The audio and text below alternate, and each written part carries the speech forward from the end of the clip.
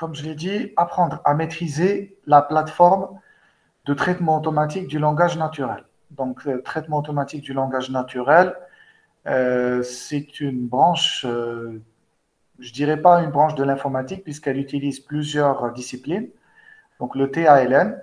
En anglais, on appelle ça NLP, donc Natural Language Processing. Entre parenthèses, vous avez certains masters aujourd'hui qui enseignent également les notions de TALN, qui utilisent les outils de TALN, hein, notamment les masters S2I, je crois, et le master bioinformatique. Donc, il faut juste noter ça. Donc, la plateforme s'appelle Unitex. Je vais vous l'écrire sur le chat du Google Meet. Donc, la plateforme que vous devrez installer. Voilà, donc c'est Unitex. C'est une plateforme qui est gratuite. Vous me dites hein, si vous arrivez à voir le partage ou pas. Moi, je ne vois plus. À chaque fois, je dois accepter, etc. Donc, il faut que je trouve une solution à ce problème.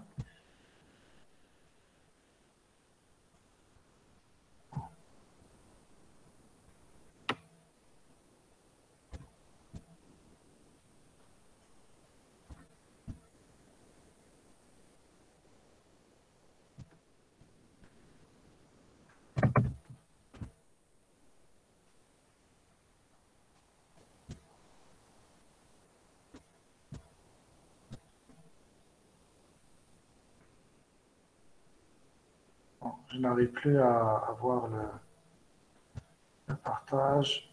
Je vais essayer de...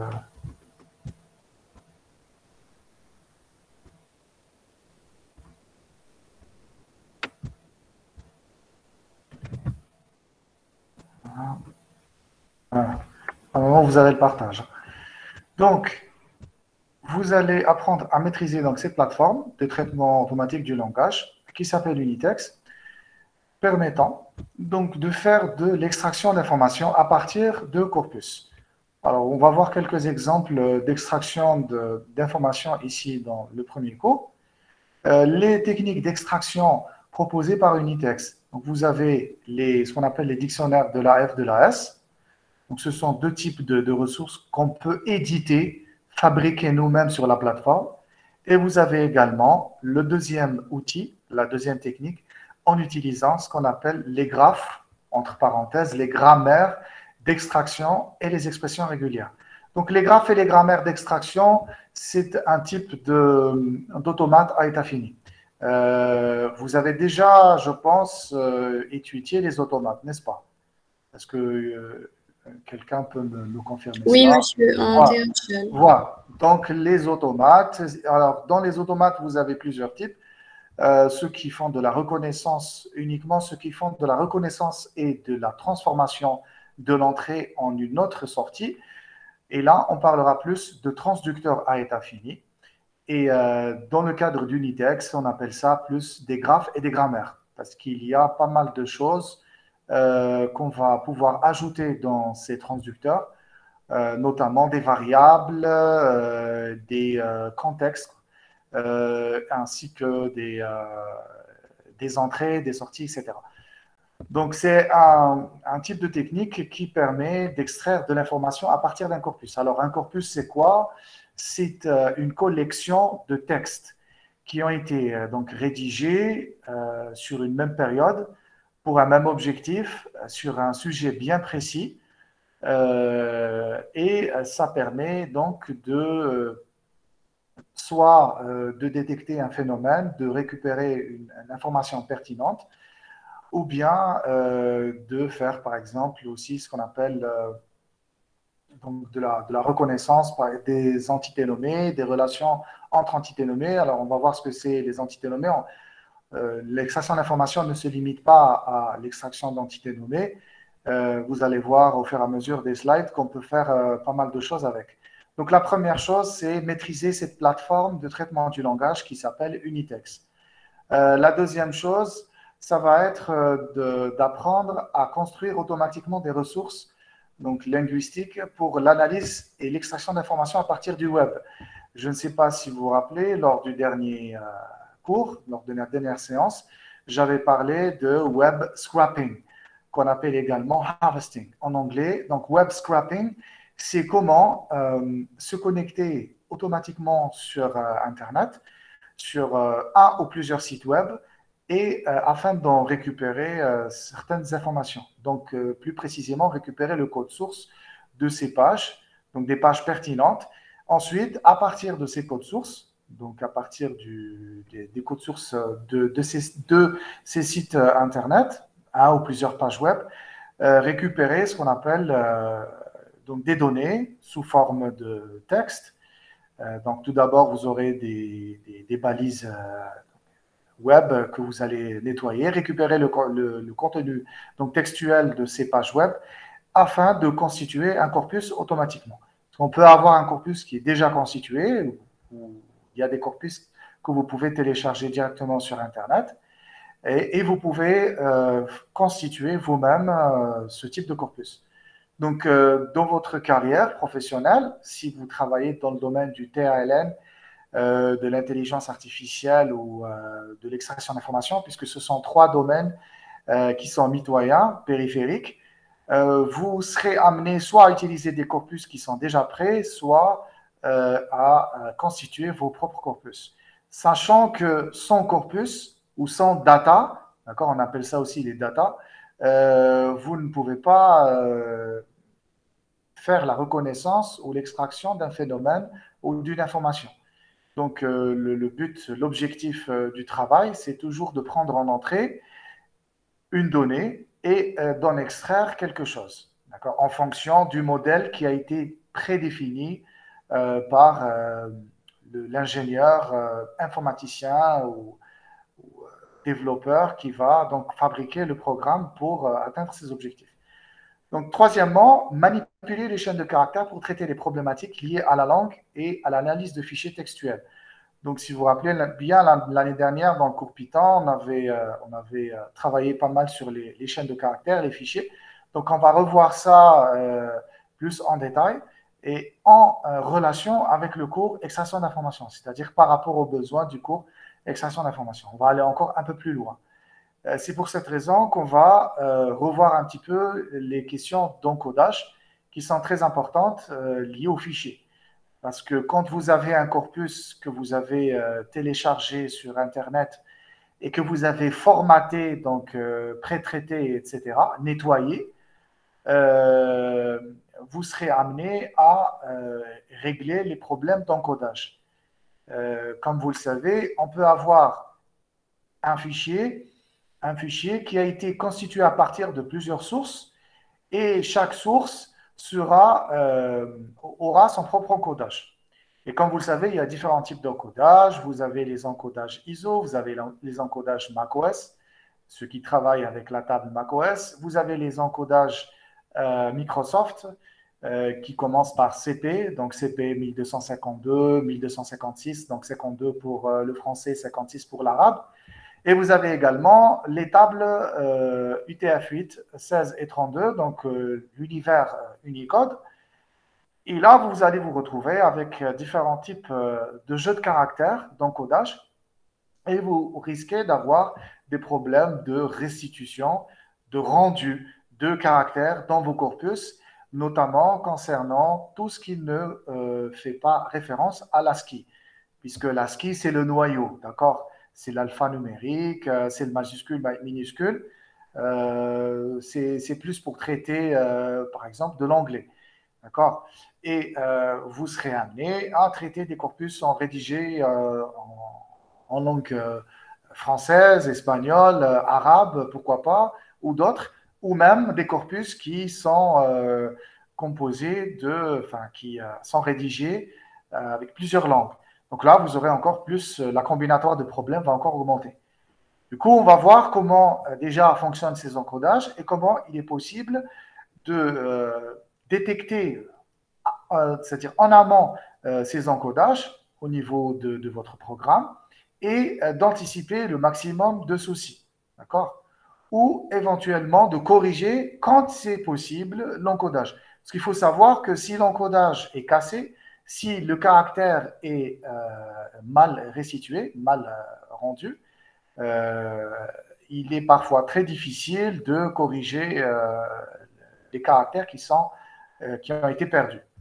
Donc, c'est pour cette raison que lorsque vous avez un corpus, lorsque vous avez des fichiers que vous travaillez avec, ce qui est très important à faire, c'est toujours de garder des copies saines de ces fichiers. Donc, de ne pas utiliser la seule version du corpus pour travailler dessus, pour corriger éventuellement des encodages. Ensuite, si vous endommagez cette version, vous n'aurez plus de corpus. Donc, il faut toujours faire des copies. Ça, c'est très important. Ensuite, Monsieur, oui, je vous écoute. excusez-moi, il y a Oui. des étudiants qui veulent accéder à la conférence, mais ils n'arrivent pas. Alors, je vais revenir sur le… Comme j'ai dit tout à l'heure, il faut essayer, donc j'ai raté juste partage 2 secondes, il faut essayer d'être à l'heure. Voilà, il peut y avoir des… Normalement, c'est bon, j'ai accepté tout le monde. Il faut essayer d'être à l'heure pour ne pas… Je vais essayer de trouver une solution à ce problème. Normalement, il y a un plugin qu'on peut télécharger en lui donnant un pack d'adresses Internet, d'adresses mail, pour pour donner la main pour semi-automatiser, parce qu'il n'y a pas d'automatisme, bien évidemment, à 100%, semi-automatiser la tâche d'acceptation des participants. Bon, je vais revenir maintenant au premier slide, donc aux objectifs. Voilà. Bon, vous me dites, hein, si à un moment donné, il n'y a plus de partage, vous me dites, s'il vous plaît, si vous arrivez à voir. Attendez, il y a encore des camarades qui arrivent.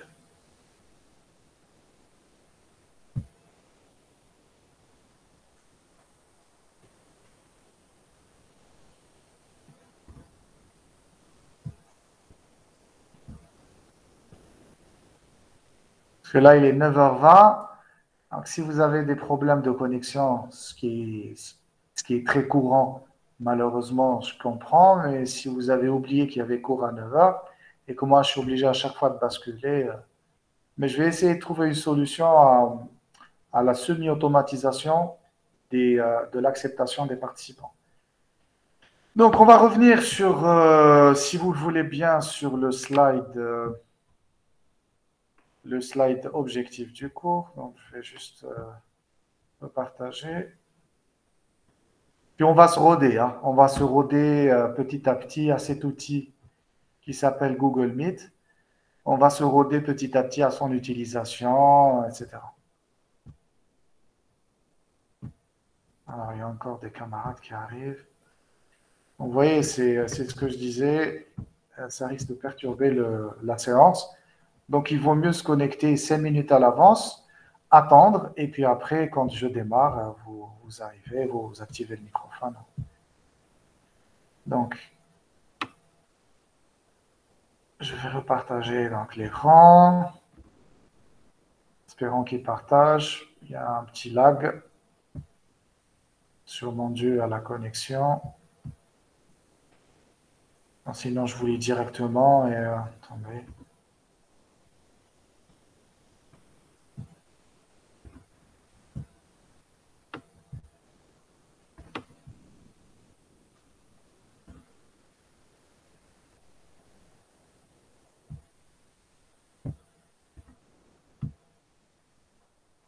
Est-ce que vous arrivez à voir le partage? Moi, je ne le vois plus sur l'écran. Nous non Bon. plus, monsieur, on ne le voit plus. Bon, je vais continuer de lire. Et puis, bon, il y a pas mal d'exemples que j'ai envie de vous montrer. Je vais refaire le partage. Peut-être c'est un problème de connexion. Bon, quand il y a que du texte, il ne faut pas qu'on perde de temps. Donc, je disais, premier objectif, apprendre à maîtriser la plateforme Unitex, UNITEX, bon, bien sûr, qui est gratuite, multiplateforme. Deuxième objectif, comme je viens de le dire, de toute façon, je vais vous envoyer les supports. Ce que je vais faire la prochaine fois, j'aurais dû faire ça. J'aurais dû faire ça. J'aurais dû vous envoyer à l'avance le support. Qu'en pensez-vous? N'est-ce pas plus logique, plus Oui, cohérent? monsieur, c'est mieux. Voilà. Bon, je vais l'envoyer tout de suite au délégué, mademoiselle Manal Yala, et D'accord. elle va vous partager le support. Alors, Manal, Ok, je vais aller sur mes fichiers. J'aurais dû faire ça parce que vous savez que la connexion n'est pas, parfois n'est pas top. Donc, je vais vous envoyer tout de suite le support à votre délégué qui va vous l'envoyer, j'espère, rapidement. Je vais essayer d'anticiper ça. Voilà, il est joint, la pièce est jointe. Je vous l'envoie. Mademoiselle Yella, normalement, vous l'avez. Hein. Vous avez le support. D'accord, je vais le partager. Vous l'avez reçu? Vérifiez votre Gmail. Non, j'ai pas encore reçu. Ah, attendez, je vérifie pas que les éléments envoyés. KO. Voilà. Bon, c'est pas grave, c'est le premier cours introductif. On est en train de résoudre au fur et à mesure les petits soucis à dos, de se roder. Normalement, vous l'avez reçu. Hein. Attendez, je vais vérifier les éléments envoyés. Il y a des camarades qui arrivent. Ok, accepté.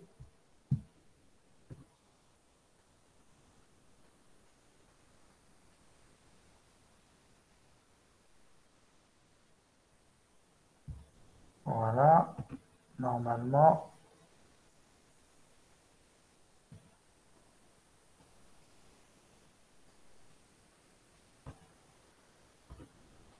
Voilà, normalement, vous l'avez reçu. Hein. Si vous l'avez reçu, vous pouvez vérifier. Non, toujours pas. Toujours pas. Bon, on va continuer. Vous allez le recevoir. Hein. Je viens de vous D'accord, je le l'envoyer. partagerai dès que je l'aurai. Voilà. Donc, maîtriser la plateforme Unitex qui est composée en gros de dictionnaires et de graphes. Les graphes, c'est des automates. La plateforme est gratuite. Elle permet de faire du TALN. On va voir un exemple d'extraction donc de TALN. Apprendre à construire automatiquement des ressources, ça c'est important. Je peux vous donner des corpus moi-même, comme vous pourrez, dans certains cas, constituer votre propre corpus. Manipuler les chaînes de caractères des fichiers, ça, on va remettre une couche, parce que c'est très important. Les encodages, ça aussi, c'est très important. On va revoir de A à Z les encodages, les différents univers d'encodage, systèmes d'encodage, voir un petit peu comment on peut, à travers des exercices, comment on peut résoudre certains problèmes, détecter certains problèmes. Parce que quand vous avez des problèmes d'encodage, il faut savoir ce qu'on est en train de faire, quel est le problème, etc. Il ne faut pas se dire, oui, là où il n'y a pas d'ASCII, là où il y a des caractères accentués, on a des losanges, on a des points d'interrogation, il doit y avoir un problème d'encodage, on ne sait pas, on ne connaît pas la cause et on ne sait pas comment résoudre le problème. Donc, il ne faut pas être dans ces situations, il faut vraiment maîtriser son environnement, savoir ce qu'on est en train de faire. Dernière chose, exploiter les connaissances acquises dans le cours Python. Donc, il faut savoir qu'il y a une continuité entre le cours d'extraction d'informations et le cours Python, puisque vous allez, notamment au niveau de la gestion des fichiers, les expressions régulières, si vous vous rappelez les chapitres 5 et 6 qu'on avait vus l'année dernière, l'analyse statistique de données textuelles, si vous vous rappelez aussi, on avait vu le calcul de co-occurrence, et pour l'extraction d'informations. On va voir encore certaines applications liées à la programmation Python et à l'extraction d'informations. On avait vu l'année dernière la question de calcul de concurrence. Cette année, on va voir d'autres algorithmes qui vont nous permettre de manipuler les chaînes de caractères. Donc des algorithmes connus qu'on va essayer d'implémenter en Python pour pouvoir mener à bien le travail que je vous donnerai au fur et à mesure dans le cadre du cours extraction d'information, puisqu'il s'agit ici non pas d'étudier l'extraction d'information pour l'extraction d'information, donc on s'est limité à la théorie, etc., la compréhension des concepts et des notions opératoires, mais surtout de faire des choses, c'est-à-dire de pratiquer, de mettre en application ces connaissances, de développer des outils, d'accord, dans le cadre du cours. Donc toujours rester dans cette optique pratique. Alors, le TALN. Alors, vous allez me poser la question, d'accord, monsieur, l'extraction d'informations, on a un corpus en input, en entrée, on en récupère certaines infos, donc on va voir plus loin un exemple, et en sortie, on a l'information dans un certain format, puisqu'on part toujours d'un format brut, un texte brut, qu'on appelle plain text, et pour obtenir en sortie un format structuré. Alors, pourquoi doit-on obtenir en sortie un format structuré? Parce que les informaticiens, lorsqu'ils font partage d'informations entre eux, lorsqu'ils s'échangent de l'information, il faut que le format soit un format connu et pivot. Ok. Alors, les formats structurés, vous avez les documents ultra structurés comme les bases de données, hein, les modèles relationnels, avec les tables, les champs, les tubes, etc. Vous avez des formats aussi structurés qu'on appelle format balisé. Alors, vous avez le format le plus connu, c'est le format XML. Et d'ailleurs, vous avez un cours en S6, n'est-ce pas? Donc, le deuxième semestre de votre troisième année de licence, à 4. Donc, vous avez un cours en S6 qui va traiter, entre autres, du format XML, de ce format qui permet l'échange d'informations et la structuration de données. Très important parce qu'il est utilisé dans pas mal d'applications de domaines et de sous-domaines. Alors, le TALN, traitement automatique du langage naturel, qu'on appelle également traitement automatique des langues. Alors, ce qu'il faut savoir, c'est que c'est une branche, je ne dirais pas une branche de l'informatique, mais c'est une spécialisation de l'informatique qui a pour capacité, pour objectif, de développer des programmes informatiques pour comprendre le langage humain. D'accord? Donc, ça fait partie des technologies d'intelligence artificielle.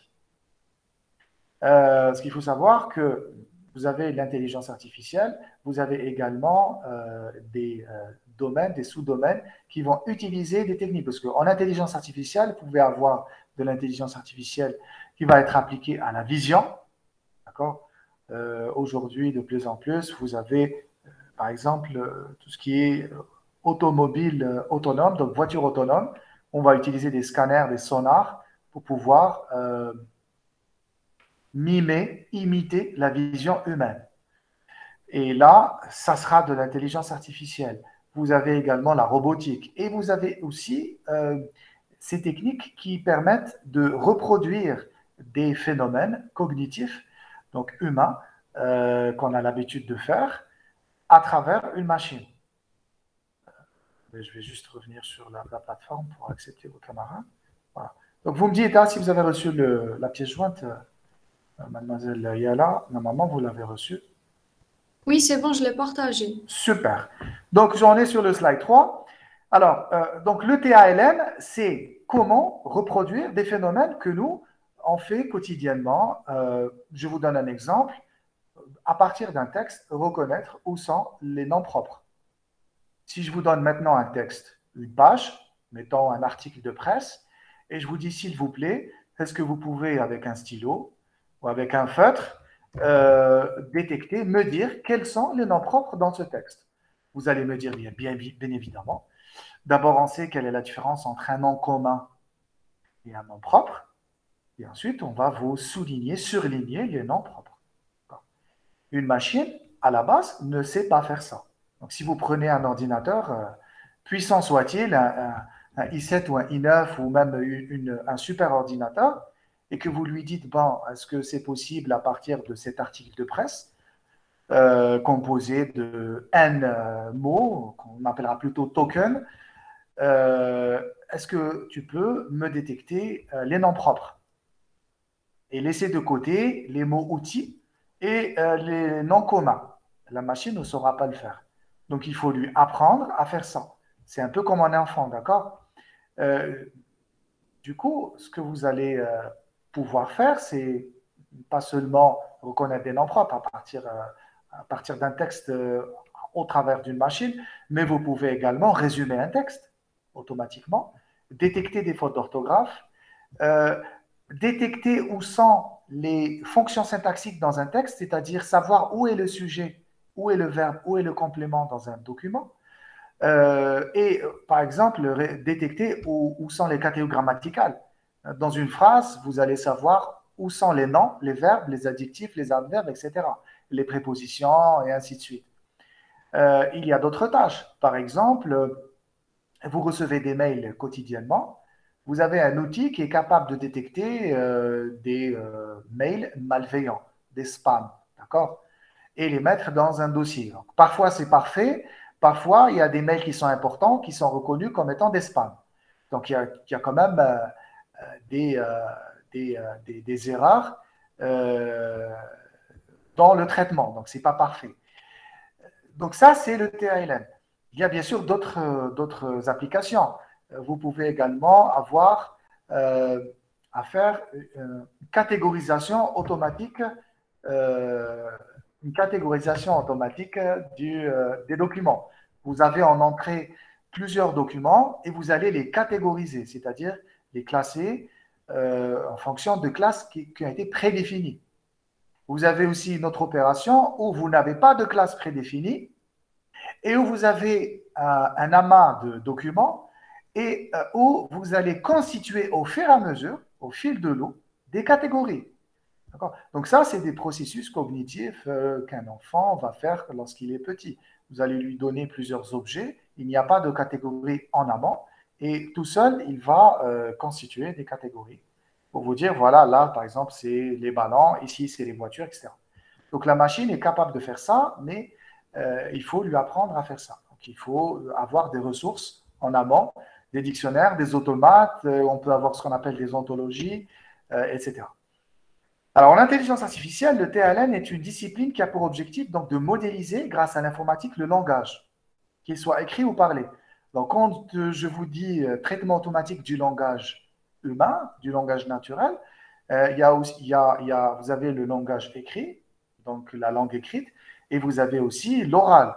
Alors là, on va parler plus de synthèse de la voix, des systèmes, par exemple, de reconnaissance de la voix, des systèmes de synthèse de la voix. Donc, vous allez lui donner, vous allez lui parler, il va rédiger automatiquement. Ou vous allez, par exemple, communiquer avec la machine. Et là, de plus en plus, vous avez des techniques de TLN qui sont présentes dans différents systèmes, comme par exemple Google. Vous avez Google Assistant. Vous l'utilisez peut-être fréquemment sur votre ordinateur, votre téléphone portable ou même votre téléviseur. Vous avez des systèmes comme IBM Watson.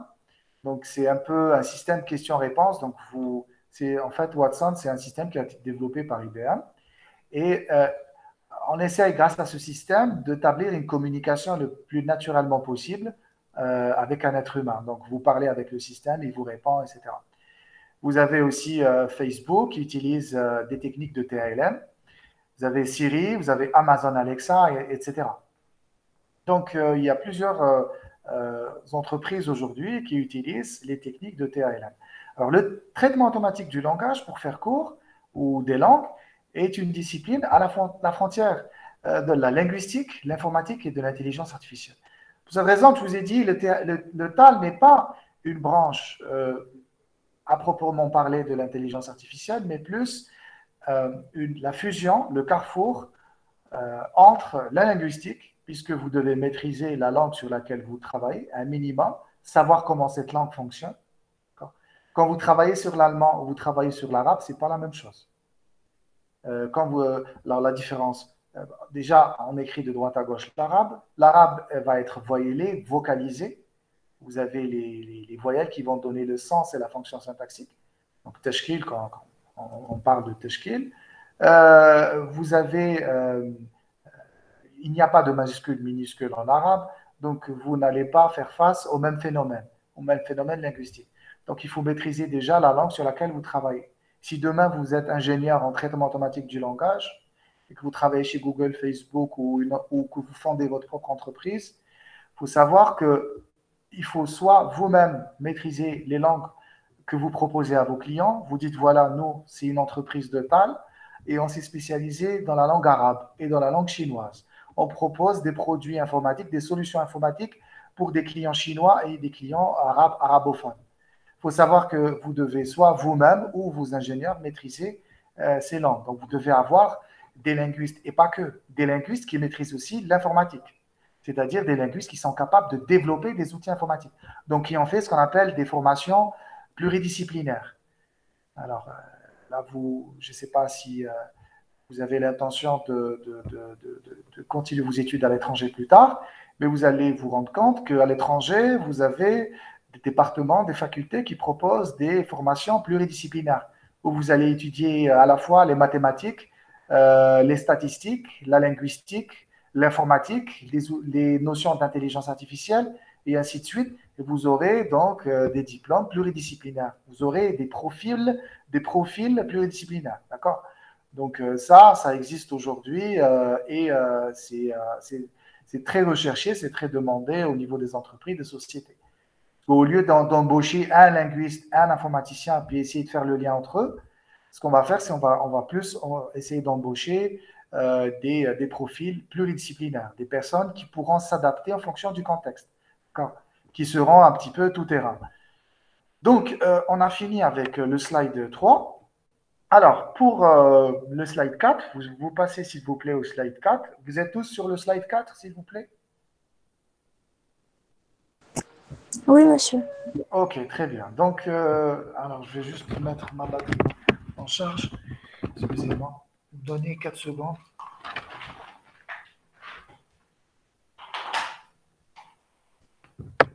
Voilà.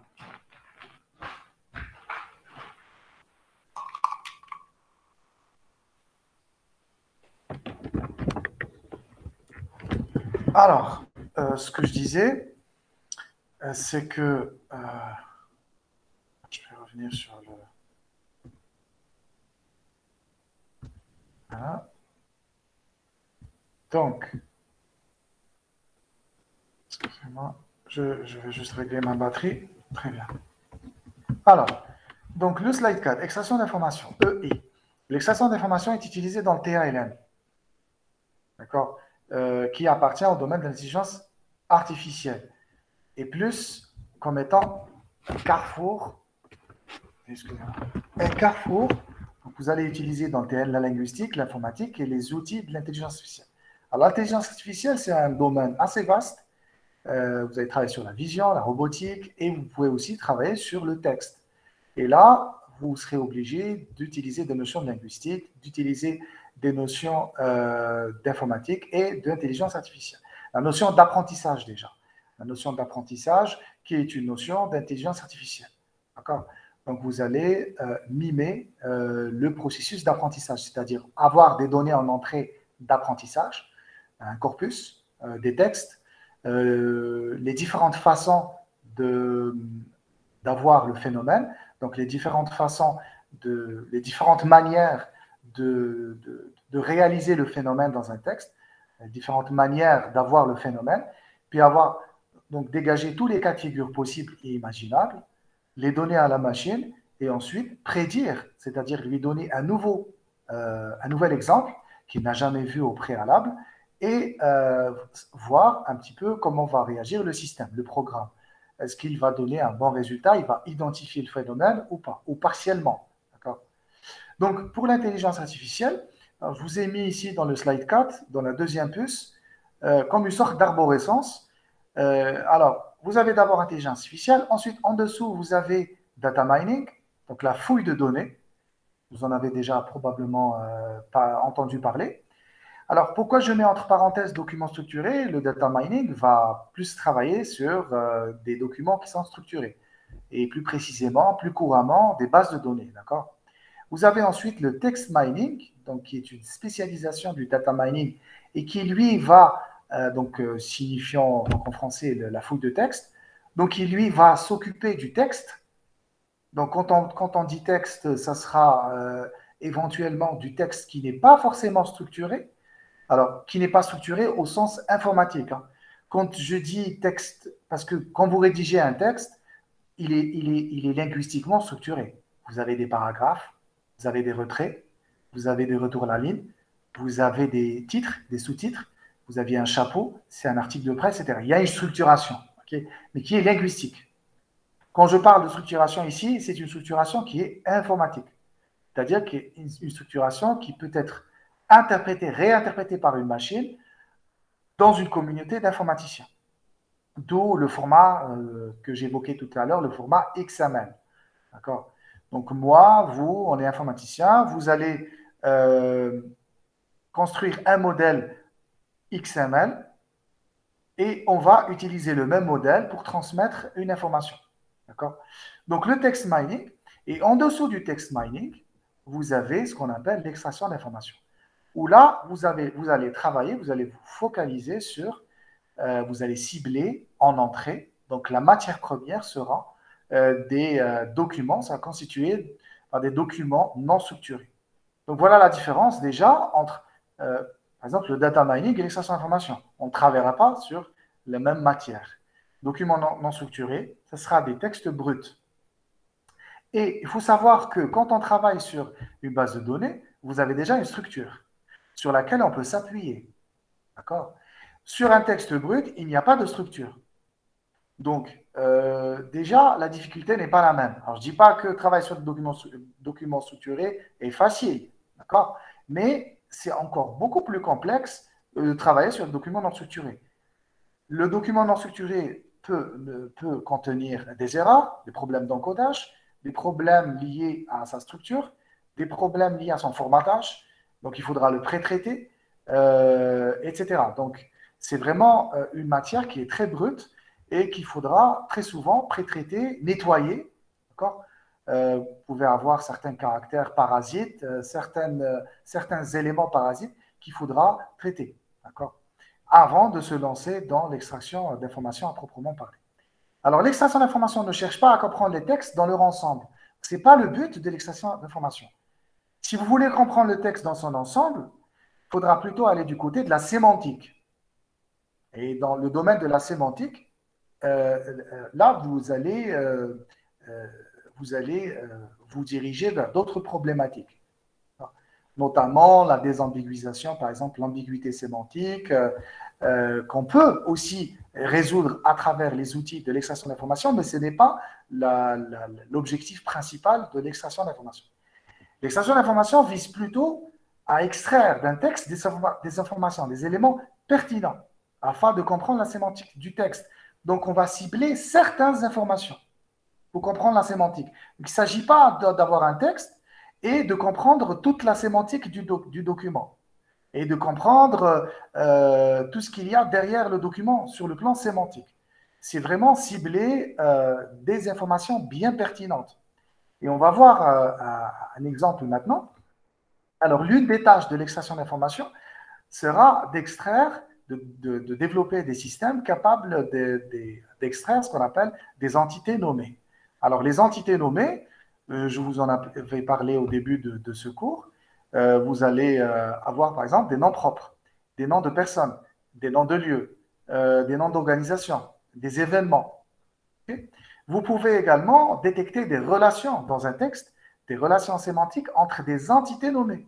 Par exemple, vous avez la relation d'acquisition, on va voir tout à l'heure un exemple, relation de contact entre des personnes, relation de déplacement. Donc, une personne qui se déplace d'un point A à un point B, qui voyage, d'accord, il y a eu un mouvement, on est capable de détecter ce genre de choses. Alors, il n'y a pas uniquement ces deux, trois relations, hein, vous avez pas mal c'est en fonction du besoin, du modèle qu'on a conçu au préalable. Alors, on va avoir un exemple maintenant d'actualité. Alors, comme vous le savez, actuellement, vous avez les qualifications à la Coupe du Monde 2022 au Qatar. Et vous avez ici, en entrée, donc vous aurez un texte, bien évidemment. Hein, vous aurez un texte. Et à partir de ce texte, on va identifier un segment de phrase qui va contenir plusieurs informations qui nous intéressent.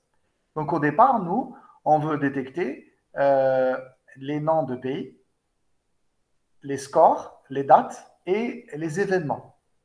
Et ici, vous avez l'exemple sous vos yeux, le slide 6. Normalement, vous êtes tous sur le slide 6. Donc, l'Algérie a battu le Niger 4-0 lors du match de la 4e journée du 2e tour des qualifications à la Coupe du Monde 2022 au Qatar. Okay? Bon. Donc là, c'est le segment, je l'ai récupéré d'un article de presse. Hein. Je ne l'ai pas inventé moi-même, je ne l'ai pas écrit à moi-même. Donc, je l'ai récupéré. Attendez, il y a un camarade qui se connecter, qui veut partager. Voilà. Donc, vous avez ici l'exemple d'un segment et on a identifié plusieurs informations qui nous intéressent. Algérie, Niger et Qatar, on les a détectés comme nom de pays. À partir de la notion de nom de pays, donc de l'étiquette nom de pays, vous pouvez dire que c'est un nom de lieu. Et à partir de nom de lieu, vous pouvez dire que c'est un nom propre. Okay? 4-0, donc c'est un score. Donc, c'est une expression numérique. Donc, dans les expressions numériques, vous avez aussi les pourcentages, les âges, l'âge d'une personne, etc., le poids et pas mal de choses. Hein, tout ce qui tourne autour des expressions numériques. Vous avez aussi 2022, qui est une date qui fait référence, donc qui infère À partir de cette information, vous pouvez induire que c'est une expression temporelle, qui peut se manifester sous différentes formes dans un document, n'est-ce pas? Et ensuite, vous avez Coupe du Monde 2022 au Qatar, qu'on peut identifier comme étant un événement. Alors, vous pouvez me dire, oui, mais s'il n'y avait pas 2022 et Qatar, on peut aussi dire que Coupe du Monde est un événement. Le problème, c'est que là, vous aurez une ambiguïté. Coupe du Monde, bon, à partir du contexte, on peut désambiguiser Coupe du Monde et savoir qu'il s'agit de la Coupe du Monde de football. Mais si vous n'avez pas de contexte, vous pouvez aussi faire allusion à différents types de Coupe du Monde. Il n'y a pas uniquement la Coupe du Monde de football. Donc là, en surbrillance, en violet, vous avez ici l'événement, donc Coupe du Monde 2022 au Qatar. Alors, on a détecté plusieurs informations et on les a catégorisées. C'est-à-dire que le système est capable ensuite de vous dire Algérie, Niger, Qatar, c'est des noms propres. Si on remonte à la catégorie la plus générique, donc nom propre. Et on sait que c'est un nom de lieu et c'est un nom de pays, on est d'accord. 4-0, c'est une expression numérique de type score. Expression temporelle, donc 2022, c'est une expression temporelle de type date. Et Coupe du Monde 2022 au Qatar, c'est un événement. Donc maintenant, je vais vous poser la question. Si je vous avais donné un texte, un article de presse, je vous avais demandé d'identifier toutes ces informations, est-ce que vous auriez pu le faire naturellement? Vous allez me répondre, bien évidemment. Si je vous avais demandé de détecter les événements, les noms de pays, les scores et les dates, vous aurez bien évidemment pu le faire de façon naturelle, n'est-ce pas? Donc là, ce qu'on va essayer de faire, c'est comment apprendre à la machine, à votre programme, enfin, en utilisant un programme, comment faire ça de façon automatisée. D'accord? Donc, ce qu'on va faire, on va juste avancer. Ce qu'on va faire, c'est qu'on va utiliser des connaissances en amont. Donc, ce que je vous ai dit, c'est des corpus, donc des données textuelles, afin d'en extraire des informations ou connaissances pertinentes en vue d'une application précise. Alors, dans le slide 6, ici, vous avez la sortie, donc surlignée, etc. C'est juste pour donner l'exemple. Dans le slide 7, ici, vous avez le même exemple que je viens de vous donner dans le slide 6. Et vous avez ici le format qui est un format XML. Donc, pour Extensible Markup Language. Donc, ici, c'est un format informatique à base de balises qui va vous permettre donc, de baliser le document. Donc là, c'est un format qui peut être reconnu, interprété par un navigateur web, par exemple, ou par une API. Vous avez, par exemple, en Java ou en Python, des API comme le DOM, le Document Object Model. Donc, c'est une API, c'est une bibliothèque, une librairie qui est capable de reconnaître l'XML, de parser, donc d'analyser syntaxiquement le format XML, puisqu'il y a des règles pour, des règles pour écrire l'XML, et tout l'univers qui tourne autour de l'XML. Donc, les langages de requête comme l'XPath, les langages de transformation comme l'XSLT, etc. Donc, tout l'univers XML. Donc là, c'est exactement la même sortie que sur le slide 6. Dans le slide 7, vous aurez sur la dernière puce, j'ai repris les mêmes codes couleurs, juste pour vous, hein, sachant que lorsque vous allez utiliser l'XML, avec les extensions pour XML, vous n'aurez bien évidemment pas le code couleur. Alors, donc là, vous avez Algérie pays entre balises, balises ouvrantes, balises fermantes, donc c'est les éléments. Niger, pareil, 4-0. Ensuite, événement qui va englober pays et date. D'accord.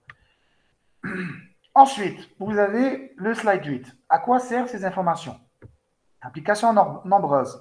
Vous avez la première application très couramment citée dans les articles de recherche, etc. Vous avez l'indexation sémantique de documents pour les moteurs de recherche.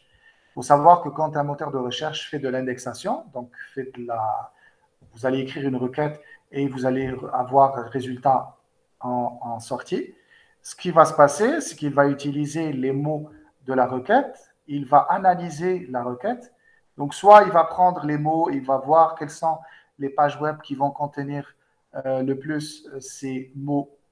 Il va faire aussi des calculs statistiques. Il y a des formules mathématiques, il y a des algorithmes sur lesquels il va s'appuyer pour éliminer tous les documents qui ne sont pas pertinents en sortie et pour vraiment se limiter aux pages, aux sites web qui sont pertinents. Donc, ils vont satisfaire la demande de l'utilisateur qui va rédiger la requête.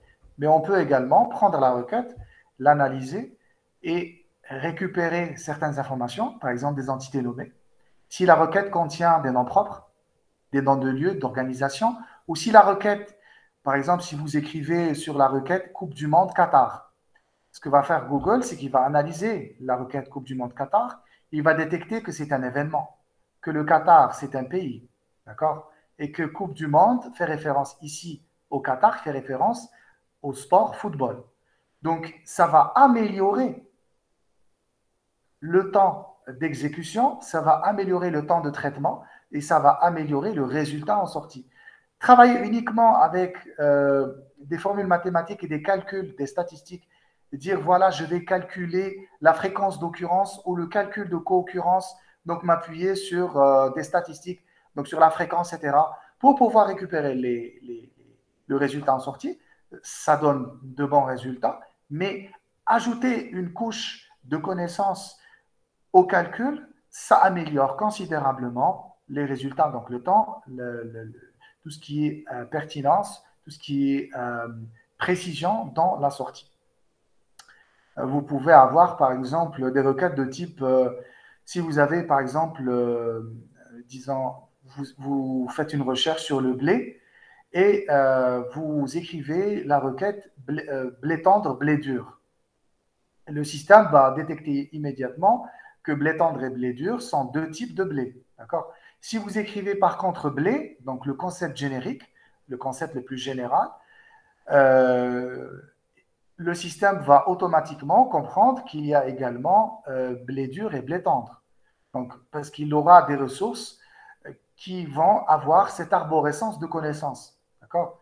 Donc, il va aller du spécifique vers le générique ou inversement, du générique vers le spécifique. Et ça, la machine, si vous ne lui donnez pas ces données, elle ne peut pas savoir que ACAD est une spécialité de l'informatique. D'accord? Ou ISIL ou GTA, etc. Bon, bref, ça, c'est vraiment un exemple que je prends comme ça au pif. Donc, deuxième utilisation, c'est l'enrichissement automatique d'une base de données. Vous avez une base de données qui doit être enrichie quotidiennement avec des données. Vous avez par exemple, vous savez que Facebook a une immense base de données qui contient des informations des utilisateurs, donc des données parfois même personnelles. Hein. Comme vous le savez, ça peut contenir des photographies, des événements, du texte, des informations personnelles sur les utilisateurs. Donc, il va constituer une base de données et ces informations, Facebook doit les classer. Donc, il doit détecter où sont les noms de personnes, où sont les noms de lieux, où sont les événements. Il doit détecter les événements, par exemple, et les classer dans la catégorie événements. Et il peut, par la suite, vous proposer, à travers de la publicité, etc., des produits. Il peut même les utiliser pour influencer, on l'a vu déjà auparavant, lorsqu'il y a, par exemple, un vote des élections, il peut utiliser ces informations pour cibler certaines populations, etc. Bref, pour atteindre certains objectifs de traitement. Alors, vous avez aussi l'inférence automatique dans les moteurs sémantiques. L'inférence, pour vous, c'est un phénomène tout à fait naturel, mais pour une machine, ça ne l'est pas. Donc, inférer, c'est déduire, savoir que X chose infère à Y chose et Y infère à Z chose, etc. Donc, c'est un petit peu ce qu'on a vu tout à l'heure avec l'arborescence, intelligence artificielle, data mining, text mining, etc. Vous avez également l'analyse sémantique et l'exploitation d'ontologie. C'est un peu l'exemple que j'ai donné tout à l'heure. Analyser sémantiquement un document, c'est par exemple le désambiguiser.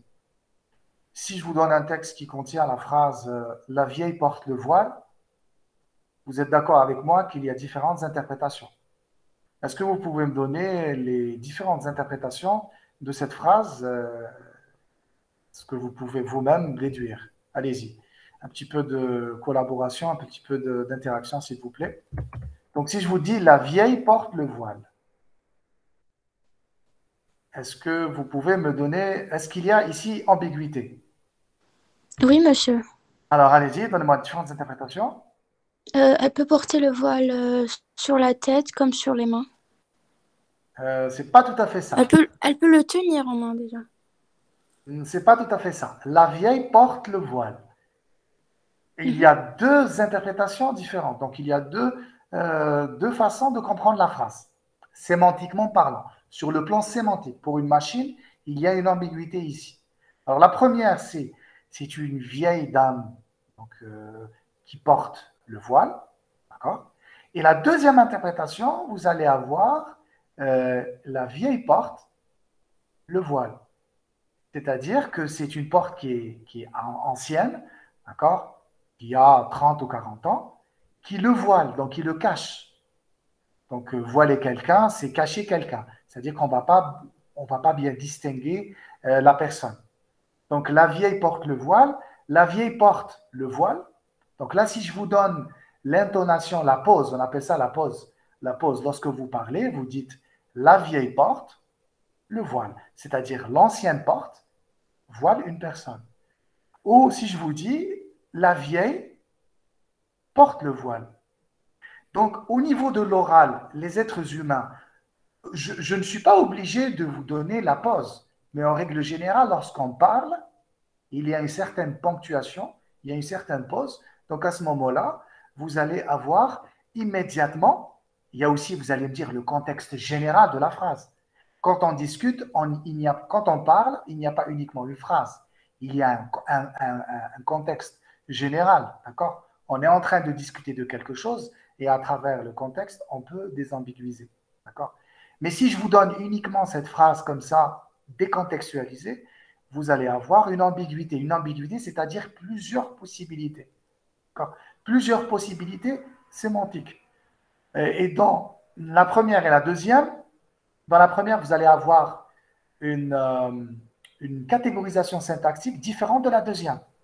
Dans la première, vous allez avoir la vieille porte, donc une vieille porte, donc non, adjectif non, donc c'est le groupe nominal, la vieille porte. Le voile, vous allez avoir le pronom, voile, le verbe. Et donc le voile, c'est le groupe verbal. Mais si je vous dis la vieille, donc déterminant non, donc là, on a changé l'analyse syntaxique. C'est un peu ce qu'on faisait à l'époque quand on était jeune et arabe, d'accord?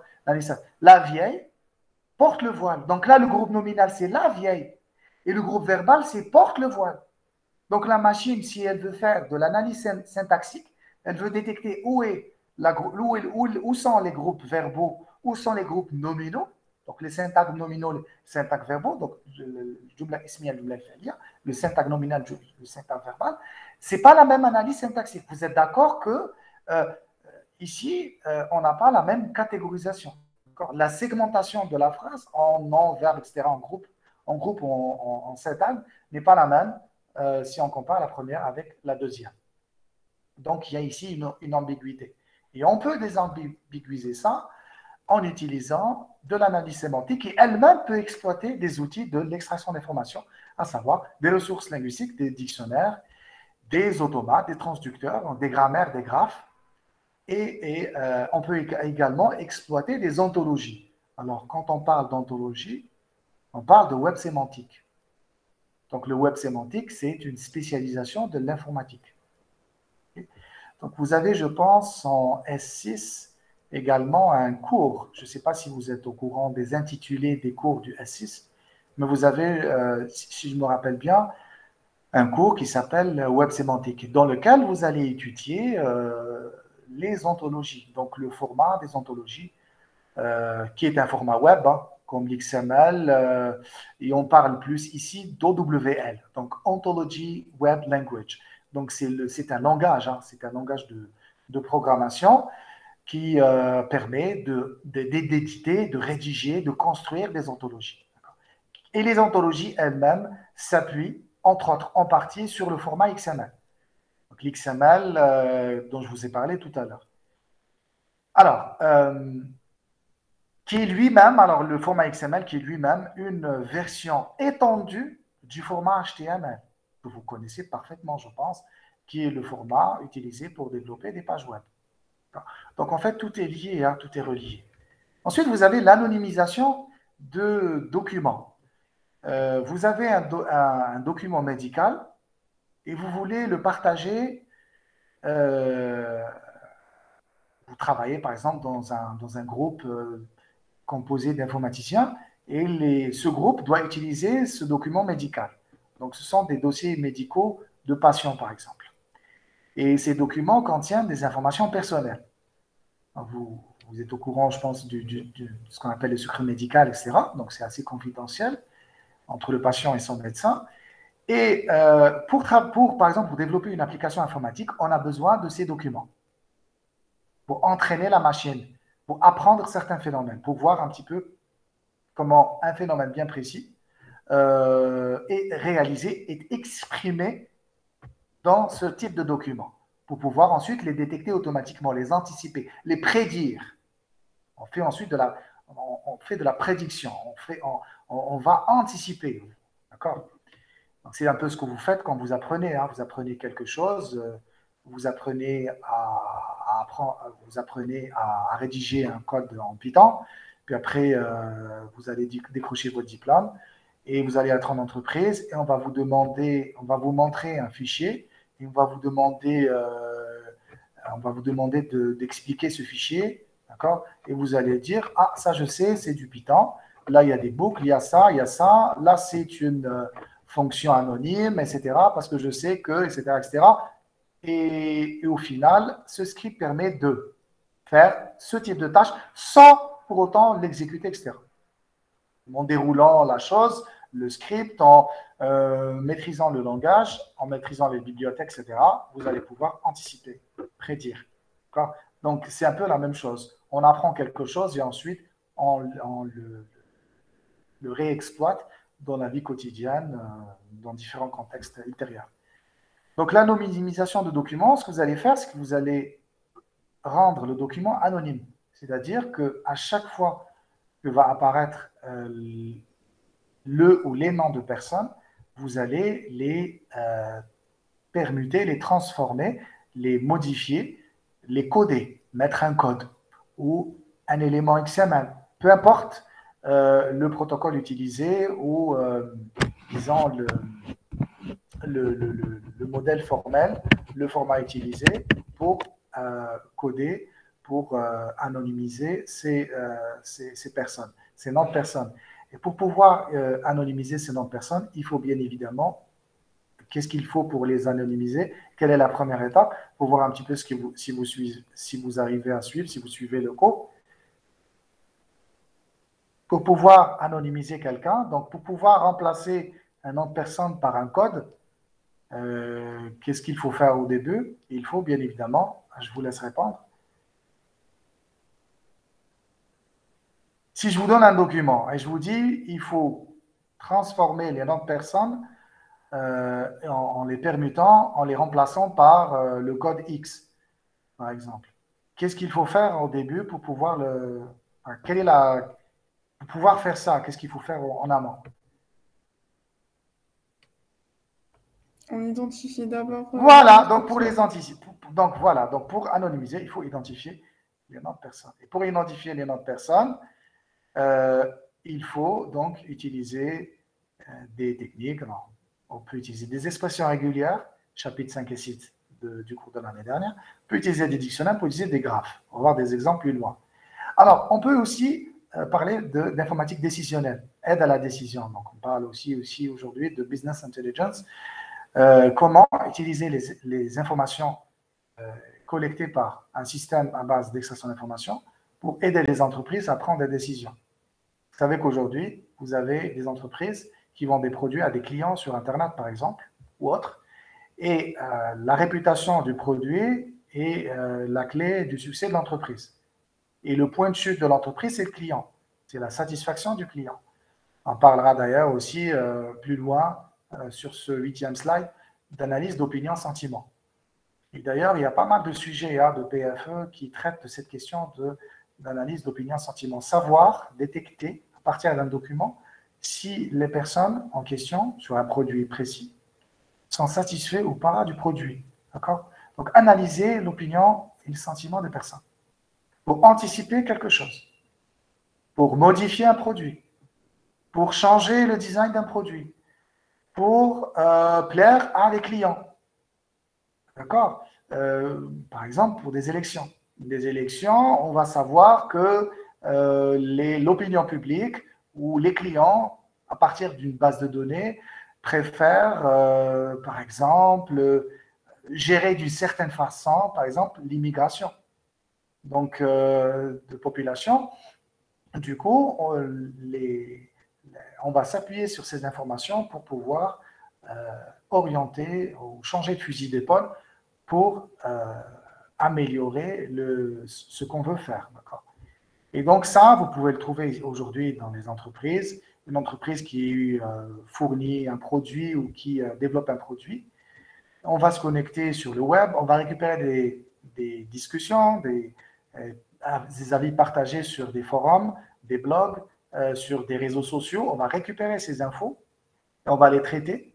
On va générer des graphes et des représentations graphiques et on va les proposer au service marketing pour pouvoir anticiper une éventuelle catastrophe. D'accord? On peut également utiliser ça lorsqu'il y a, par exemple, des incidents naturels, des catastrophes naturelles. On peut anticiper aussi en collectant des données pour prévoir, pour mieux gérer les conséquences d'une catastrophe naturelle. D'accord? Donc, toutes ces données sont très, très importantes. L'analyse en temps réel de l'information, veille intelligente et renseignement. Alors, pour le renseignement et la veille intelligente, vous savez qu'aujourd'hui, vous avez des services de renseignement qui utilisent aussi ces informations pour pister une personne. D'accord? Les discussions qu'elle a via des SMS sur les blogs pour pister une personne et pour identifier si la personne en question n'est pas en train de préparer, entre guillemets, par exemple, un attentat ou que la personne en question communique avec une cellule malveillante, etc.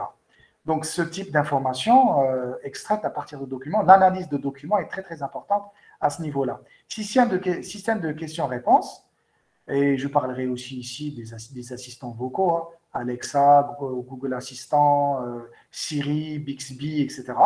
Donc, aujourd'hui, plusieurs entreprises ont développé des systèmes de questions-réponses comme Watson, IBM, ou des systèmes de communication, d'interaction avec les objets. On parlera donc, dans ce cas-là, d'Internet of Things, donc l'Internet des choses, les maisons connectées. Je ne sais pas si vous avez chez vous à la maison des télévisions intelligentes qui communiquent avec vos téléphones, qui vous envoient des notifications lorsque vous avez un nouveau programme qui vient d'être posté, ou un réfrigérateur qui communique avec un autre objet pour réguler la température, qui communique avec un lave-linge. Bref, aujourd'hui, les objets sont, on appelle entre guillemets smart, donc intelligents, donc ils communiquent entre eux. Et dans ce cadre-là, on peut faire communiquer ces objets et on peut aussi communiquer avec des systèmes comme Alexa, etc., Google Assistant, pour réaliser certaines tâches. Donc, concrètement, si vous posez une question à un système de reconnaissance vocale, d'assistance vocale, le système doit être capable d'identifier dans votre requête orale qu'il y a des noms communs, des noms propres, que dans les noms propres, vous avez la possibilité pour le système de reconnaître les noms de personnes, de reconnaître les noms d'organisations, les noms de lieux, de reconnaître qu'il y a des relations entre les mots, donc les relations par exemple entre les entités nommées, et de faire donc des anticipations et de vous proposer le service le plus pertinent qui soit. Donc ça, vous ne pouvez pas éviter cette étape, c'est-à-dire l'étape de l'analyse de la requête et l'identification des différentes. Parce qu'en fait, quand vous analysez une requête, il y a différents niveaux. Vous avez le niveau morphologique, donc la forme des mots, la syntaxe. Ensuite, vous avez la sémantique. Et dans la sémantique, vous avez tout ce qui est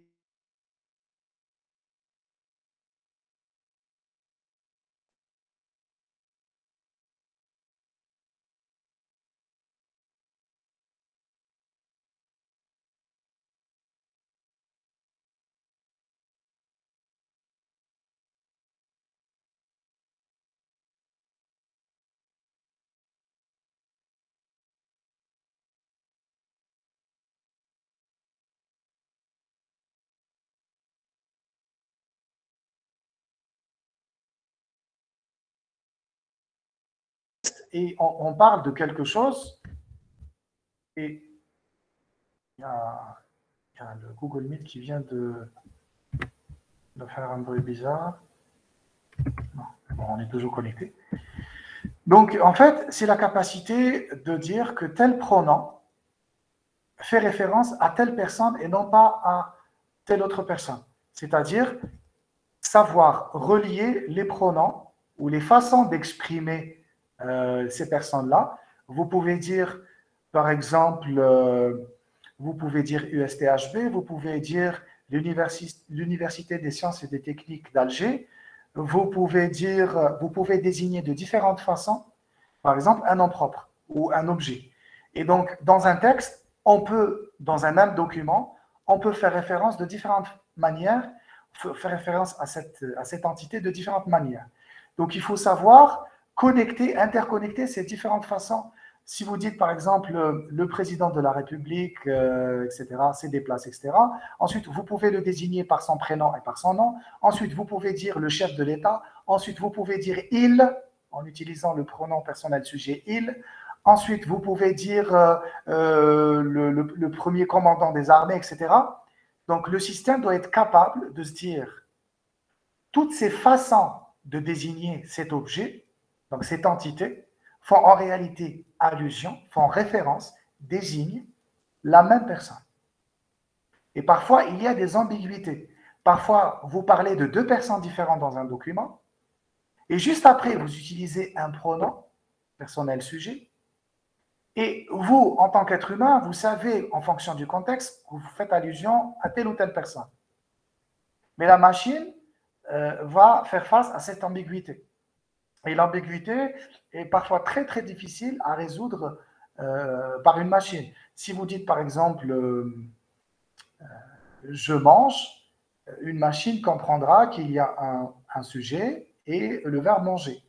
Mais elle ne pourra pas déduire que vous mangez forcément un objet qui appartient à la classe d'objet aliment. Mais entre êtres humains, si vous dites je mange, par induction, par déduction, par inférence, vous savez que vous mangez quelque chose. D'accord ? Si vous dites je mange une chaise, syntaxiquement c'est correct, mais sémantiquement c'est incorrect. Pourquoi ? Parce que sémantiquement, manger a besoin de deux choses. Il a besoin, comme prédicat, il a besoin de deux arguments. Le premier argument, c'est une personne ou un animal, enfin, un être animé. Et le deuxième argument, c'est un objet qui fait partie de la classe d'objet aliment.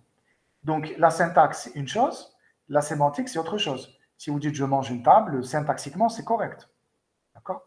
Il n'y a aucune erreur ici syntaxique ou morphosyntaxique. Mais sémantiquement, c'est incorrect. Donc, vous remarquez ici qu'il y a deux niveaux qu'il faut bien distinguer et où l'un peut s'appuyer sur l'autre. D'accord ? On peut s'appuyer sur la syntaxe pour faire de la sémantique et on peut s'appuyer sur la sémantique pour faire de la syntaxe. Si vous dites, par exemple, les avions, si vous avez ce segment de phrase, est-ce que c'est les avions ou est-ce que c'est nous les avions ? Nous les avions donnés. Donc là, ce n'est pas le même sens. On est d'accord que vous avez une sémantique qui diffère.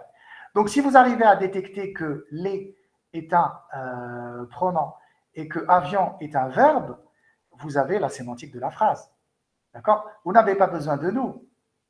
Et si vous avez inversement, vous détectez les comme déterminant et avion comme non, vous savez pertinemment, vous pouvez savoir ou déduire ou inférer ou prédire qu'avant le les, et il est très très peu probable, quasiment impossible d'avoir un pronom personnel sujet par exemple. Donc ici, la syntaxe va influer sur la sémantique et la sémantique sur la syntaxe. Alors, on est sur le slide maintenant. Normalement, on est sur le 9. Voilà. Donc, comment accéder à l'information ? Les dictionnaires, les graphes d'extraction et les expressions régulières. Ici, on va les utiliser, chapitres 5 et 6 du cours Python du L2A4, S4.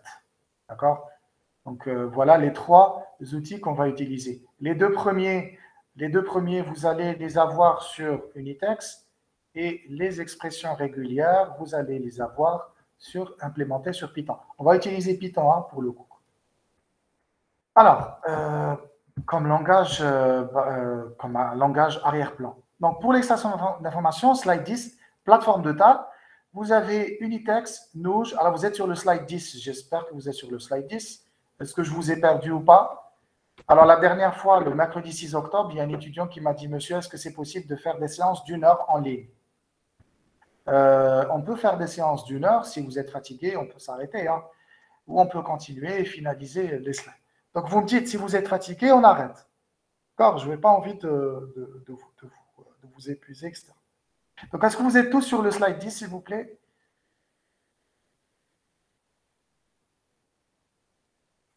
Est-ce que vous êtes... Allô? Oui, monsieur. Ah, super. Donc, slide 10. Unitex, Nouge, HST, Thales. 3 plateformes, 3 éditeurs logiciels, 3 éditeurs outils. Les 2 premiers sont gratuits, le dernier est payant. Donc, nous, on va utiliser Unitex. Alors, Unitex et Nouge, c'est à peu près le même fonctionnement. Hein. C'est à base de transducteurs, d'automates à état fini, plus précisément de transducteurs, et de dictionnaires au format de l'AF, de l'AS. Alors, ces plateformes sont multilingues. Vous pouvez implémenter des automates et des de l'AF, de l'AS en arabe, en français, en anglais. On peut adapter le système pour plusieurs langues. Donc, c'est multilingue. C'est multiplateforme. Donc, vous pouvez c'est compatible Linux, macOS et Windows. Donc, normalement, d'ici la semaine prochaine, vous avez installé la plateforme Unitex et elle est opérationnelle. Vous aurez besoin de Java, puisque pour l'interface graphique, on utilise Java. Donc, normalement, vous devez avoir Java. Donc, JDK, SDK, JRE, machine virtuelle Java, vous devez l'avoir, sinon, vous ne pouvez pas ouvrir l'interface. Alors, il faut savoir que vous pouvez l'ouvrir directement comme un exécutable. Vous pouvez la lancer directement sur l'invite de commande, sur la ligne de commande. Vous pouvez la lancer comme un programme Java avec le Java espace-jar et vous pouvez la lancer. Pour ceux qui auront un problème de lancement d'Unitex, directement en double-cliquant dessus, vous pouvez le lancer comme un programme Java étant donné qu'il utilise Java. Alors, slide 11, qu'est-ce que la plateforme Unitex? Donc, c'est une suite de logiciels qui permet d'analyser des corpus, donc des amas de texte et de TLM basés sur des dictionnaires et des grammaires. Les grammaires et dictionnaires sont des ressources permettant l'extraction, par exemple, d'entités nommées, de relations entre entités nommées, etc. Slide 12. Vous avez un exemple de la F, donc de dictionnaire Unitex. Tout à fait à gauche, vous avez les entrées lexicales qui peuvent potentiellement être figurées dans votre corpus. Et à droite, vous avez une syntaxe. Donc, c'est un peu comme un langage. Et il y a certaines syntaxes à respecter, certains formats. Vous avez ici virgule, point. Vous pouvez avoir le lemme. Bon, on verra tout ça plus loin dans les cours. Vous avez des codes sémantiques, des codes morphologiques, des codes syntaxiques. On peut utiliser aussi ce qu'on appelle le lemme, la lemmatisation. Ça, c'est très important aussi dans les moteurs de recherche. En recherche d'information, on utilise énormément la lemmatisation et la racinisation. Ce sont 2 choses différentes qu'on va un petit peu analyser et étudier dans le cadre du cours Extra Info. Donc, lemmatisation n'est pas racinisation. Racinisation, c'est le stemming. Et vous pouvez déjà regarder sur Internet ces 2 notions. Donc, stemming et lemmatisation. Donc, racinisation et lemmatisation qui sont très, très utilisées en extra info, en recherche d'infos, en analyse de texte. Voilà. Alors, vous avez ensuite le slide 13, alors, qui montre un graphe d'extraction sur Unitex. Donc là, est-ce que je peux vous poser une question? Est-ce que ça ressemble un petit peu aux automates que vous avez étudiés en cours? Je vous parle ici du slide 13. Allô, L3A4A, est-ce que la L3A4A est toujours là? Est-ce que j'ai perdu la L3A4A? Oui, on est là, monsieur. Alors, réagis rapidement. Donc, est-ce que ça ressemble un petit peu, juste pour voir un petit peu par rapport à votre background, votre bagage, est-ce que ça ressemble un peu aux automates que vous avez fait, réaliser en cours lorsque vous avez vu les automates. Est-ce que vous arrivez un petit peu à faire la correspondance? Est-ce que vous arrivez un petit peu à faire une analogie entre ce que vous avez fait et ça? Pas vraiment, monsieur. Ben, si, regardez. Dans un automate, vous avez une entrée et une sortie, on est d'accord? Oui. Très bien. Où est l'entrée ici? Elle est là. Elle est tout à fait à gauche. Bon, je vais essayer de repartager l'écran quand même, hein. Je vais essayer d'insister. D'accord. Je vais essayer de partager. Fenêtre. Ah, super, ça marche. Alors, vous arrivez à voir. Très bien. Donc, l'entrée, elle est là. L'entrée, elle est là. Elle est tout à fait à gauche. Vous pouvez zoomer un petit peu. Attendez, je vais essayer de zoomer un peu. Ah, c'est bon, bon. Il y a un petit peu, il y a un temps de lag, il y a un temps de latence. Donc là, vous avez l'entrée, ok, et la sortie, elle est là, elle est juste là.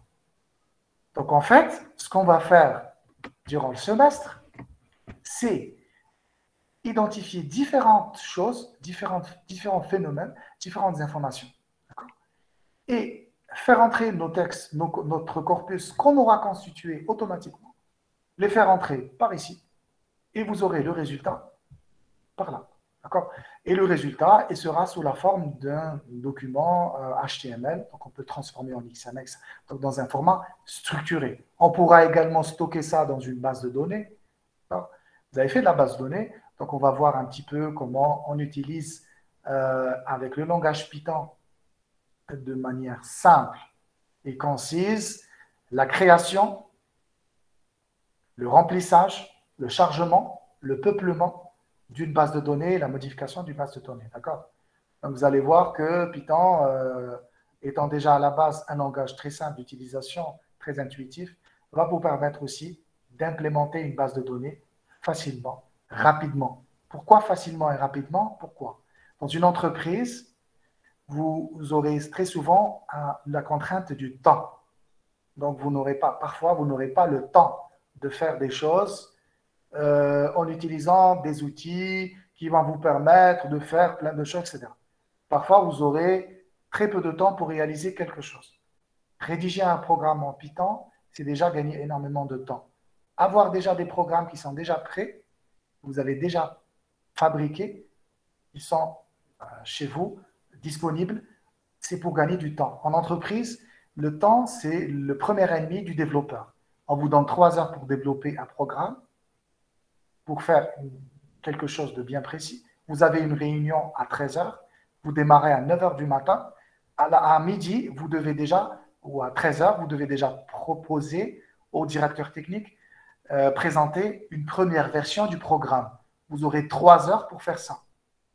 Quand je vous donne un projet à faire, vous avez un projet à faire dans un cours, Python, Extra Info, ou n'importe quel cours, PO, etc., vous avez du temps. C'est-à-dire, vous avez 3 jours, une semaine pour faire le projet. Ce qu'il faut savoir, et c'est ça ce qui est important, c'est qu'en entreprise, très souvent, on ne vous donnera pas une semaine ou 15 jours pour développer un outil, ou même un script, un programme, plus ou moins complexe. Vous aurez parfois 3 heures, 4 heures, une journée pour le faire. Donc, si vous apprenez aujourd'hui à faire la chose rapidement, c'est-à-dire à vous mettre la pression, vous dire, voilà, moi, le programme, je dois le faire en 3 heures. Ce qu'il faut savoir, c'est que si vous faites le programme en 3 heures, vous ne pouvez pas vous étaler, vous ne pouvez pas aller chercher telle bibliothèque, tel framework, telle API pour faire les choses correctement, etc., en long et en largeur, etc., en longueur et en largeur. Vous devez utiliser des outils rapides, simples, concis pour atteindre. On vous demande de faire une base de données, vous n'allez pas aller faire une base de données complexe en utilisant des outils complexes, etc. Vous avez le choix entre Oracle, MySQL, etc. Vous avez aussi la possibilité d'utiliser SQLite. Vous connaissez SQLite.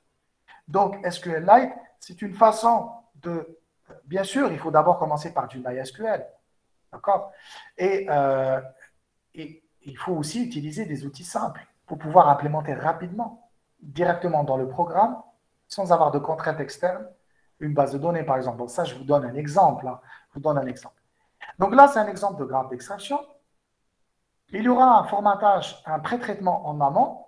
D'abord, on va collecter le corpus, le nettoyer, le mettre dans un format bien précis.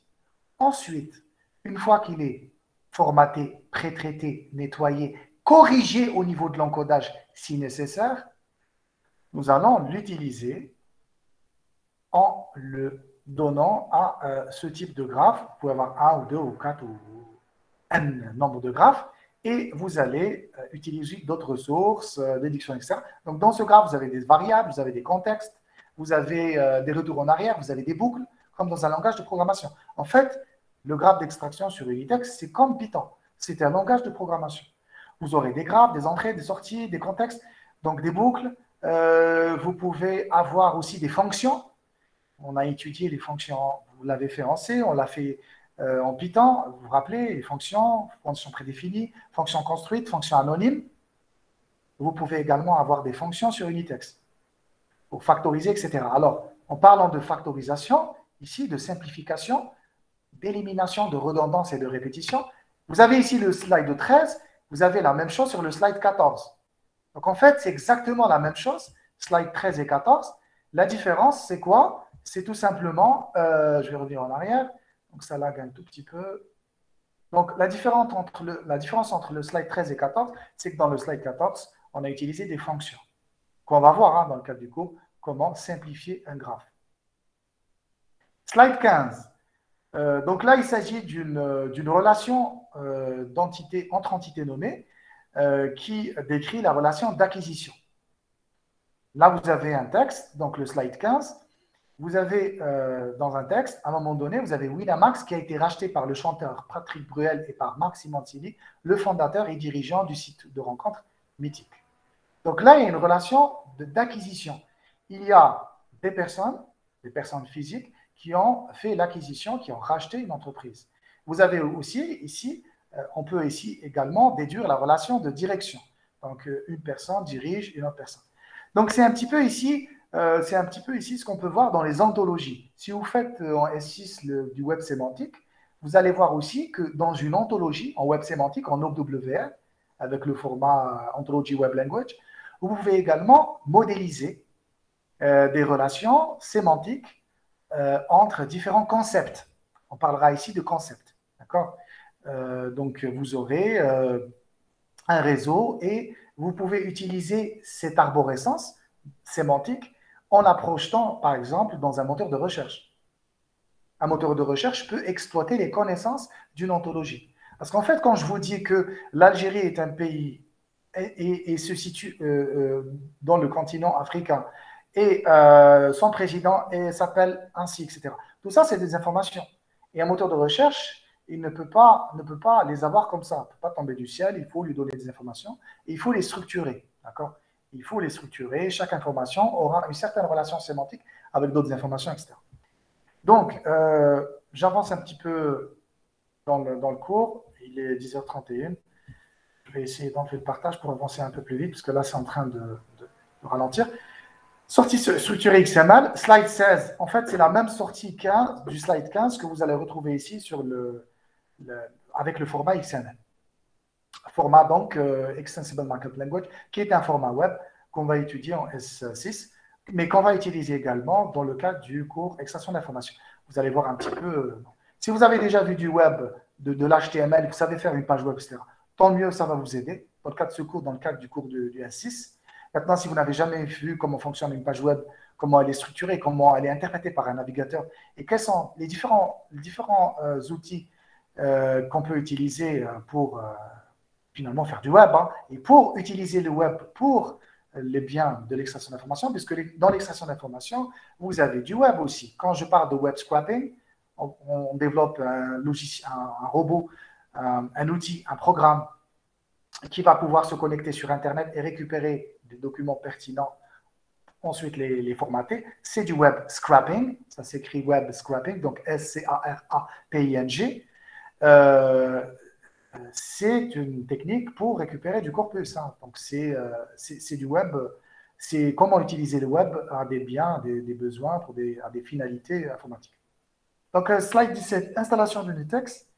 Je vous ai mis le lien de téléchargement en haut. Vous téléchargez la plateforme. Elle est également multiplateforme, donc Windows, Linux, macOS. Vous choisissez 64 ou 32 en fonction de votre système. Vérifiez que vous avez bien Java. Et vous installez la version Unitex Visual, donc IDE, donc IDE. Parce en fait, Unitex va vous proposer deux suites logicielles. Vous utilisez celle qui est prise ici sur le slide 17. Et vous avez également un manuel. Il y a aussi un manuel d'utilisation d'Unitex. D'accord. Voilà, donc si vous avez des questions, je vous écoute. Sinon, on arrête la séance parce que j'ai la section B là maintenant. Donc, vous me dites si vous avez des questions ou pas. Je vous écoute. Donc, votre objectif maintenant, c'est d'installer Unitex, de le lancer. Il faut qu'il se lance. S'il y a un problème d'installation ou d'exécution, vous m'envoyez un mail. Je vais vous aider à installer la plateforme. Python est déjà installé. Tout ce qui est SQLite et tout ça, on verra plus loin dans le cours. Vous pouvez dès maintenant. Normalement, c'est déjà installé. SQLite sur Python, vous l'avez déjà comme bibliothèque par défaut sur Python. Et puis voilà, les outils dont vous avez besoin. Sinon, à part ça, normalement, c'est tout ce qu'il faut pour mener à bien le cours. Voilà, donc est-ce que vous avez d'autres questions? Est-ce qu'on peut arrêter? Si vous n'avez pas de questions, j'arrête. Et les camarades qui quittent la réunion. C'est bon? Est-ce que le délégué a... Est-ce que vous avez des questions sur le cours, etc.? Donc, le cours se déroulera en ligne, partage d'écran, partage de slides. Et il n'y aura pas de capsule vidéo, donc je tiens à le répéter. On fera, donc pour le moment, est-ce que vous avez reçu l'emploi du temps pour les L3 à 4 les 3 sections? Non, pas encore, monsieur. D'accord. Moi aussi, de mon côté, est-ce que vous avez fait vos inscriptions? Pas encore? Non, rien du tout. Donc, pas d'inscription, pas d'emploi du temps. Est-ce que vous avez commencé les autres cours? Compile, oui. Très bien. Donc, compile extra info. Vous avez démarré. Normalement, vous allez démarrer les autres petit à petit. Si je reçois une information sur les emplois du temps, je vous enverrai. Alors, il se peut que ça dépend de vous et de vos disponibilités. L'emploi du temps, il se peut qu'on le modifie. Que l'administration va nous donner un emploi du temps X et il se pourrait éventuellement que je vous demande de modifier si vous avez d'autres créneaux et si vous acceptez bien sûr, si vous avez des disponibilités autres, qu'on modifie un petit peu les séances. On verra. En fonction de l'application, on verra. On verra si on modifie ou pas une ou des séances. Juste l'emplacement de la séance dans le tableau de la semaine. D'accord? Je vous dis à bientôt. On reste en contact par mail. Si vous avez besoin de moi, la déléguée est là. Je reste à sa disposition et à votre disposition tous. Et puis, voilà, je vous dis à la semaine prochaine.